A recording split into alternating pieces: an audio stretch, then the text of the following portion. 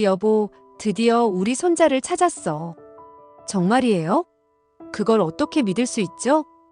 KBS 드라마 신데렐라 게임에서 집을 나갔던 윤성호는 은총이가 자신의 손주라는 것을 알았습니다. 오늘은 윤성호 어떻게 신여진을 설득하고 은총이가 진짜 손자라는 것을 확인시켜주고 감동의 재회가 나오게 되는지에 대해 말씀드립니다. 이 작품은 100부작 정도로 예정되어 있습니다. 아직 초반이기에 시원시원하게 비밀이 밝혀지며 악당들이 벌을 받는 이야기들은 지금 즉시 나오지 않을 것입니다. 일일 드라마를 많이 보셨던 분들은 예상하시겠죠. 그래도 착한 사람들이 나쁜 인간들의 범죄 증거를 계속 수집해 나가며 진실에 한 걸음씩 다가설 것입니다.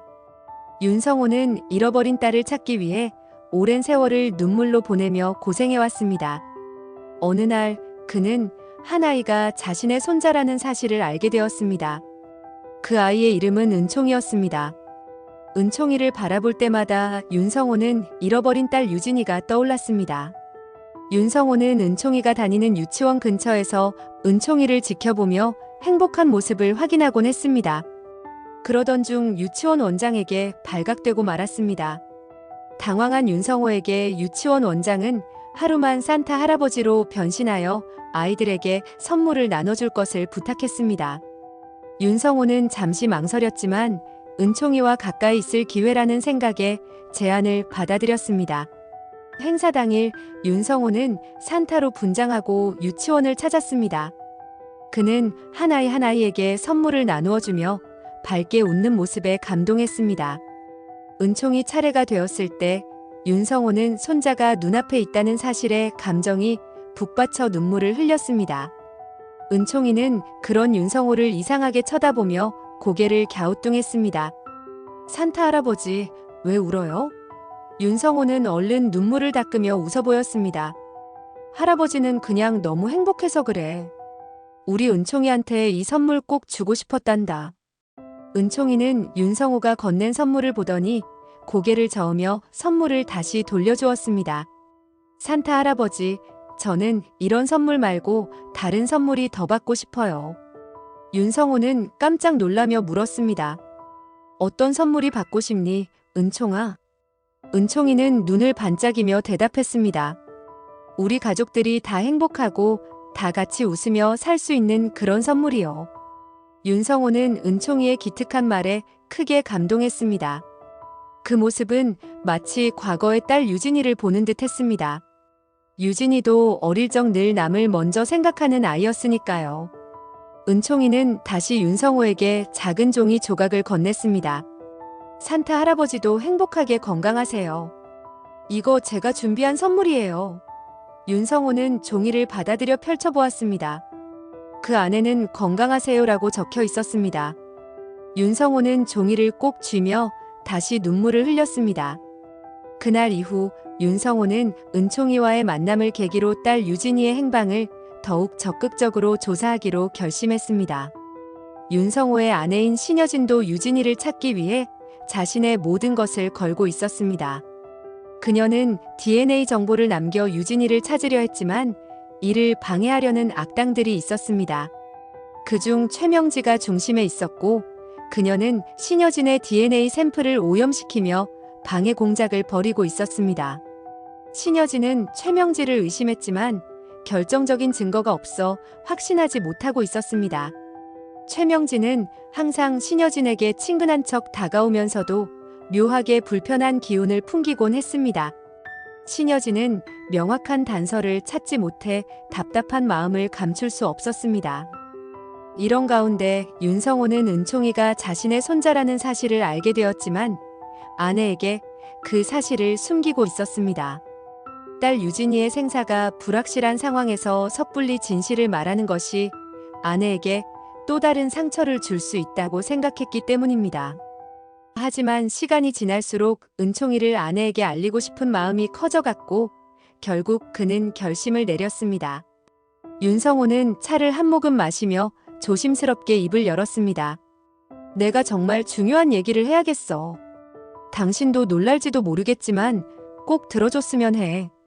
신여진은 남편의 말을 듣고는 찻잔을 내려놓으며 놀란 표정으로 그를 바라보았습니다. 무슨 일이에요?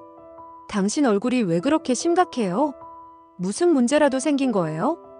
윤성호는 잠시 숨을 고르더니 천천히 말을 이어갔습니다. 내가 며칠 전 유치원에서 한 아이를 만났어. 그 아이가 우리 손자일지도 몰라. 은총이라고 하는 아이야. 신여진은 순간 얼어붙은 듯 말을 잇지 못하고 윤성호를 바라보았습니다. 그녀는 믿기지 않는다는 듯 고개를 저으며 떨리는 목소리로 대답했습니다. 그럴 리가 없어요. 어떻게 그런 일이 있을 수 있죠? 유진이는 아직. 윤성호는 그녀의 손을 꼭 잡으며 은총이를 처음 보았던 순간과 유치원에서의 일들을 자세히 이야기했습니다. 그는 은총이가 자신에게 준 작은 종이 조각을 꺼내 보이며 말했습니다. 이걸 봐. 은총이가 나에게 준 선물이야.